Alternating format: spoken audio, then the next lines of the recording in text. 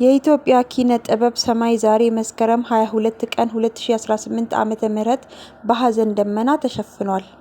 ሳቅን መለያዋ መድረክን ቤቷ ያደረገችው ተወዳጇ አርቲስትና ኮሜዲያን ፍሬህይወት ባህሩ ባጋጠማት ድንገተኛ ህመም ከምትወደው ህዝቧና ከጥበብ ዓለም በሞት ተለይታለች።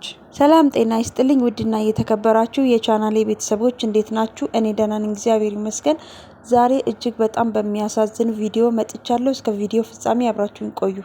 የኢትዮጵያ የኪነ ጥበብ ሰማይ ዛሬ መስከረም 22 ቀን 2018 ዓመተ ምህረት በሐዘን ደመና ተሸፍኗል። ሳቅን መለያዋ መድረክን ቤቷ ያደረገችው ተወዳጇ አርቲስትና ኮሜዲያን ፍሬህይወት ባህሩ ባጋጠማት ድንገተኛ ህመም ከምትወደው ህዝቦቿና ከጥበብ ዓለም በሞት ተለይታለች። የጥበብ ህይወቷ የተጠነሰሰው ገና በወጣትነቷ በታሪካዊው ሀገር ፍቅር ቲያትር ቅጥር ግቢ ውስጥ ነበር። በውዝዋዜና በዳንስ በጀመረችው የጥበብ ጉዞዋ ብዙም ሳትቆይ በልዩ ተሰጥኦዋ የትወና ዓለም ተቀላቀለች። ከዚያች ቀን ጀምሮ የሀገር ፍቅር መድረክ ለፍሬህይወት ድምጿን የምታሰማበት፣ ሳቋን የምትለግስበት፣ ጥበቧን የምታፈስበት ልዩ ስፍራዋ ሆነ። በቀለጠው መንደር፣ በፎርፌ፣ በረመጥ፣ በነቃሽ እና በሌሎችም በርካታ የቲያትር ስራዎቿ ላይ የተወነቻቸው አሻራዎች በተመልካች ልብ ውስጥ ሕያው ሆነው ሲኖሩ ይቆያሉ። ብቃቷ በመድረክ ብቻ ተወስኖ አልቀረም። በበርካታ ፊልሞች፣ የቴሌቪዥን ድራማዎች እና የሙዚቃ ክሊፖች ላይ በመተወን የጥበብ አድማሷን አስፍታለች። ከሁሉም በላይ ግን ፍሬህይወት በብዙዎች ልብ ውስጥ የምትታወሰው በኮሜዲ ስራዎቿ ነው። የሰዎችን ጭንቀት በሳቅ የምትገፍ፣ በጨዋታዎቿ የህይወትን ሸክም የምታቀል ድንቅ የጥበብ ሰው ነበረች። ዛሬ ግን የራሷ መለየት ለወዳጆቿ ሊገፍ የሚችል ከባድ ሲቃን ጥሎ አልፏል። የሀገር ፍቅር መድረክ አንዲት ኮከቧን አጥቷል። የኢትዮጵያ የጥበብ አፍቃሪ ህዝብ ደግሞ ሳቅ የምትለግሰውን አንዲት ልጇን። ነፍሷ በሰላም ትረፍ። ብርድ ብርድ አለኝ እያለች አረፈች። አርቲስት ፍሬህይወት ባህሩ ዛሬ መስከረም 22 ቀን 2018 ዓመተ ምህረት ከጠዋቱ 3:30 ላይ ሻወር ወስዳ ልብሷን ቀይራ ወደ መደበኛ ስራዋ ለመሄድ በዝግጅት ላይ ሳለች ብርድ ብርድ አለኝ በማለት ፒያሳ ጣሊያን ሰፈር በሚገኘው መኖሪያ ቤቷ አረፈች። አርቲስት ፍሬህይወት ባህሩ ነገ አርብ መስከረም 23 ቀን 2018 ዓመተ ምህረት ከጠዋቱ 3 እስከ 4 ባገለገለችበት ሀገር ፍቅር ቲያትር ቤት የክብር ሽኝት ይከናወናል። የቀብር ስነ ስርዓቱ ከረፋዱ 5 እስከ 6 በቀጨኔ ደብረ ሰላም መድኃኔዓለም ቤተክርስቲያን የሙያ አጋሮቿ፣ ወዳጅ ዘመዶቿ በተገኙበት ይፈጸማል። አርቲስት ፍሬህይወት ባህሩ የሁለት ሴት ልጆች እናት እና የልጅ ልጅ ልጅ አይታለች። እንግዲህ ውድ ቤተሰቦቼ እጅግ በጣም አዝኛለሁ። ዛሬ ለኢትዮጵያ ሕዝብ በሙሉ የመርዶ ቀን ነው። እጅግ በጣም ያሳዝናል። በጣም የምወዳትና የማከብራት ድንቅ አርቲስትን ነው ዛሬ ያጣናት። እጅግ በጣም ያሳዝናል። ነፍሷ በሰላም ትረፍ፣ መንግስተ ሰማያትን ያውርስልን ከማለት ውጪ ምን ማድረግ ይቻላል?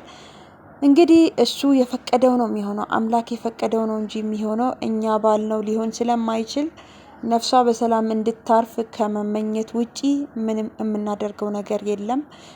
ከልጅነቴ አንስቶ የማያት ድንቅ የሆነች አርቲስት ናት። እንግዲህ በጣም የምታስቀኝ፣ የምታዝናናኝ፣ የሷን ፊልሞች ሳይ፣ የሷን ኮሜዲዎች ሳይ ቀኔ ሁሉ ነው የሚበራው።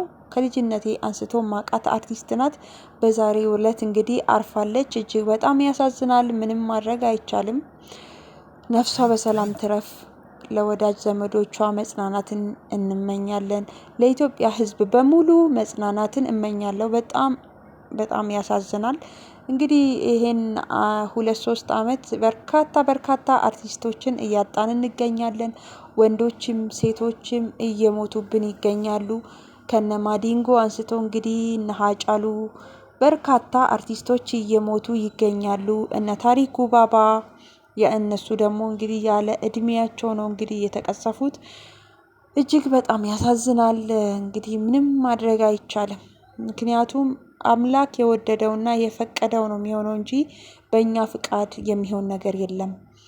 ባትሞትብን ደስ ይለን ነበር። ነገር ግን በግድ ለምን ሞተች ማለት አንችልም። ምክንያቱም አምላክ ሲፈቅድ መውሰድ መብቱ ስለሆነ ማለት ነው። እኛ የእጁ ስራ ስለሆንን የሰራውን መውሰድ የሱ መብት ነው እንጂ የማንም መብት አይደለም።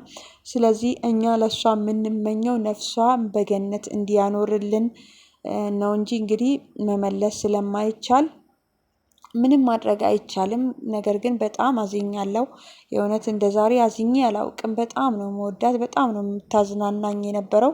እንግዲህ ቲክቶክ ላይ ራሱ ቢኒ የሚባል ቲክቶከር ተገናኝተን ነበር ብሎ እንግዲህ ፎቶ አለጥፎ ነበር። ሳምንት አካባቢ ተገናኝቶ ተቀጣጥረው ነበር እንግዲህ በርካታ ስራዎችን ለመስራት።